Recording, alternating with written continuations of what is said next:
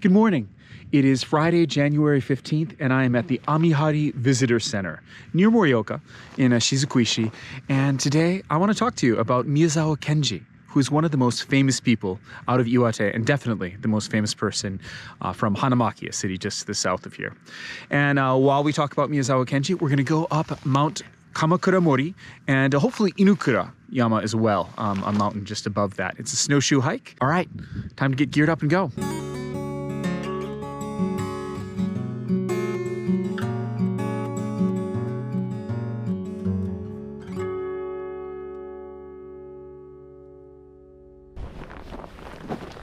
For snowshoes, they are not, of course, all created equal. Lightning Ascent are lightweight. They also have these teeth in them along the bottom, you can see, which makes it really good for going up slopes, both on the edges and on the toe. And they have this heel thing here, so that if you put this up, your foot goes on the heel. And it's a lot easier to go up ascents when you put the heel thing up. I also want to mention that when you're wearing snowshoes, it's also important, with either snowshoes or crampons, the little teeth you can put on your boots, to wear gaiters on your ankles, because you can tear your nice expensive pants really easily with the teeth. Normally when you're walking, that's actually happened to me a couple times. So I'm going to put on these Mambel gaiters as well. You can see that they hook on to the front of your laces here, and there's also a strap that goes underneath them. So yeah, this is what the gaiters look like on. All outfitted and ready to go.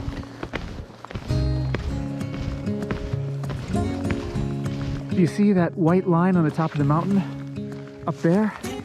That is our first destination, Kamakuramori. From there, we'll go down and then up to another summit if things are going well. As you can see, the first hour and a half or so of this hike is just up through the forest.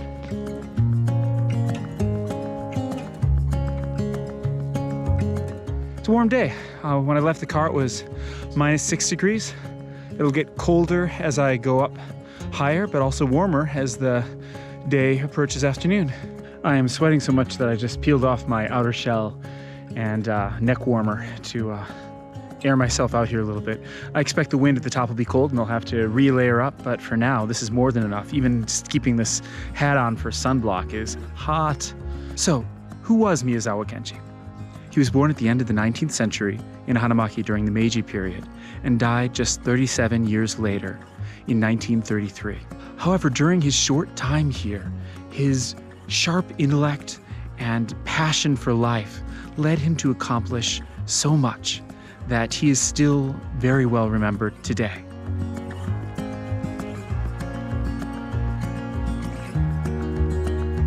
I've been now hiking for 1 hour, and I'm just getting to the place where it opens up into the sky.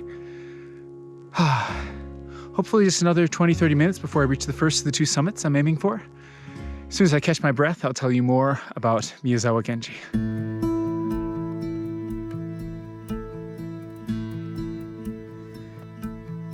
I made it out into the open more or less, though we still have to walk kind of under the trees because otherwise we'll be walking too close to this cornice, which is dangerous.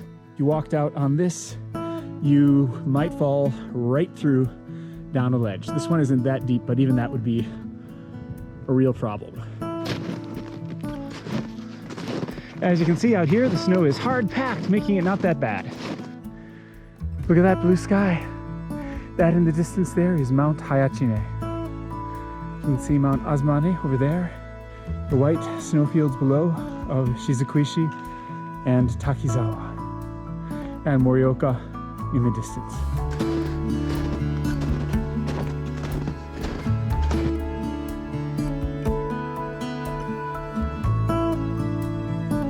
Just a little bit farther to the first summit of Mount Kamakuramori. See that crack there? That whole shelf could just fall right down at any point. We are approaching the summit. Just about there. I bumped into 3 snowshoers, each going down separately, alone. Oh, look at Mount Iwate. Come on. Wow. See that fellow there in the distance? That's where I plan to go, if I can make it, up to Inukura. All right, here we are, the summit of Mount Kamakuramori. Miyazawa Kenji is most remembered for his poetry and his children's tales, but he was also an agronomist, a very international soul.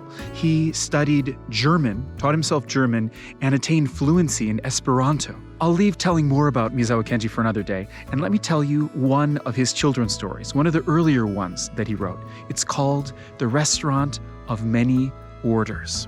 I'll start telling you the story as we approach that mountain. That's where we're going. That's Inukura behind me, and that's where we're going next, I hope. And then we'll go back down. It's, what is it, about noon now? So I should have enough time to get up there and come back down. Yeah, that's where we're going, Inukura. One person just went up there. I'm not sure if he's gonna come back down or go around and down that way. Very lucky to have this person's tracks who went just maybe an hour ahead of me. Still kind of hard to, as you can see, to, whoa, step in these deep holes. But much easier than making the holes.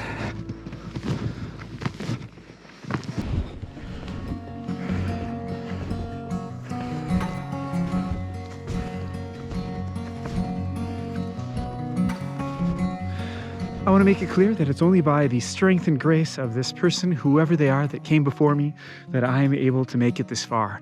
These footprints, the path they've made for me, make this possible. I would not have been able to do this without these footprints.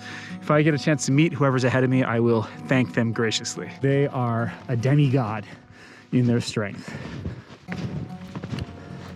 It's exhausting just to follow their footprints. I can't imagine making them. Just a little bit farther to get up to Inukura, the dog warehouse, if you want to translate the kanji literally.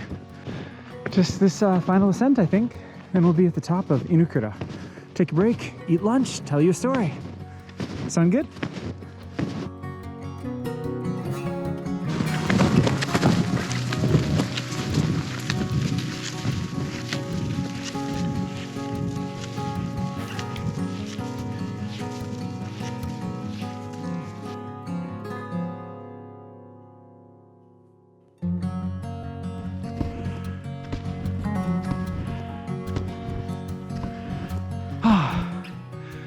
Wow, what a lucky day. And I think this is a 40-minute drive to get to the trailhead from my house in Morioka.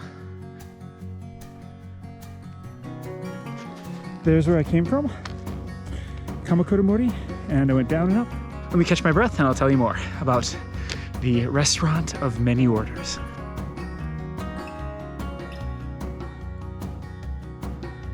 The Restaurant of Many Orders by Miyazawa Kenji. Two hunters coming up all the way from Tokyo were in the mountains near Hanamaki. The forest was so dark and so terrifying to them that the two white dogs they had with them, huge hounds that were the size of bears, according to the story, howled and curled up and dropped dead, apparently. This is how terrible the forest was. And the hunters, when they saw that, tried to go back, but they were already lost in the forest at this point. Because again, these aren't local hunters. These are, jokers from Tokyo. These hunters are terrified. They're thinking of giving up, basically.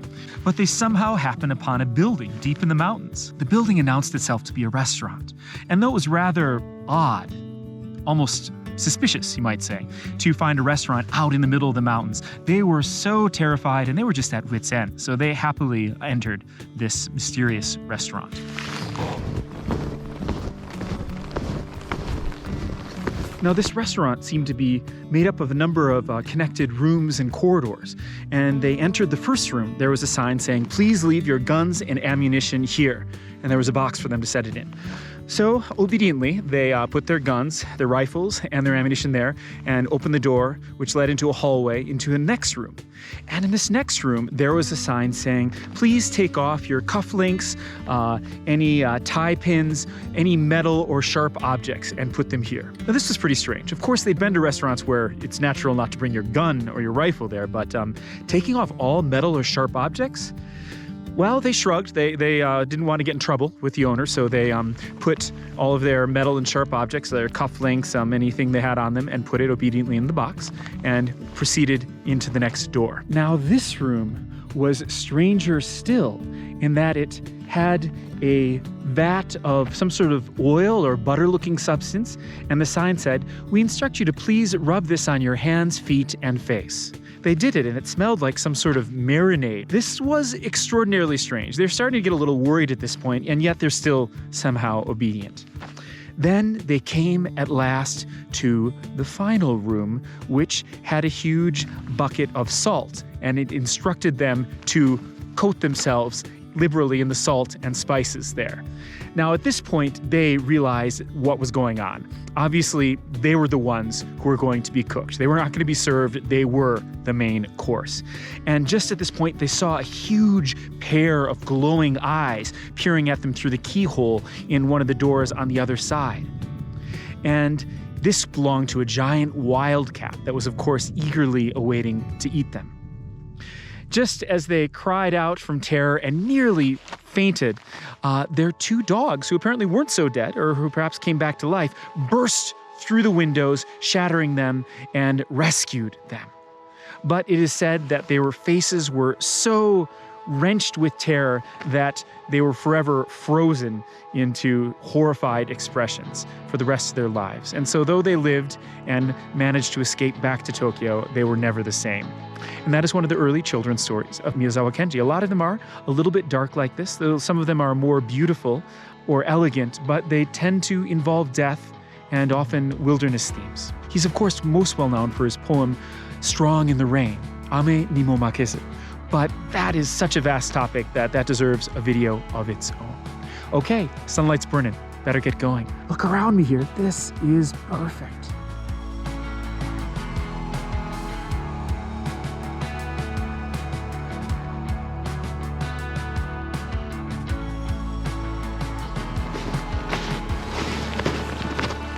Loving Mount Emote here.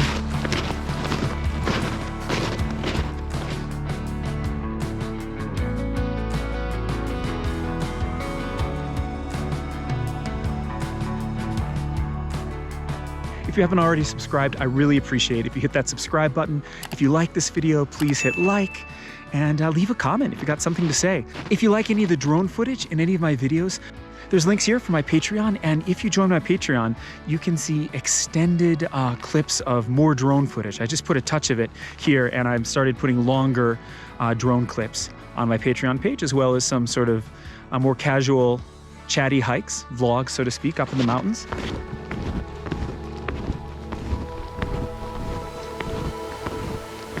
This steam you see rising here is from the Amihari Hot Springs. This is the source of that hot springs up here in the mountains. So you can see that's Kamakuramori, the first little summit I went to. Then I went up here to Inukura, and now I'm looping around to go and come down near the ski resort. From here on, it's pretty much just an easy walk over to the top of the ski resort and then a hop, skip down. I am saving location data for this, so at the end you'll see the little animation. I'm gonna leave you here and just enjoy the rest of the way down by myself. Thank you so much for watching, and I'll see you on the trails. So you start out at the Amihari Visitor Center, go straight up to Kamakuramori Summit, down a bit, up again to Inukura. Then I zipped around and down the Amihari Ski Resort and looped around back to the parking lot where I came. About 7.5 kilometers. Great hike.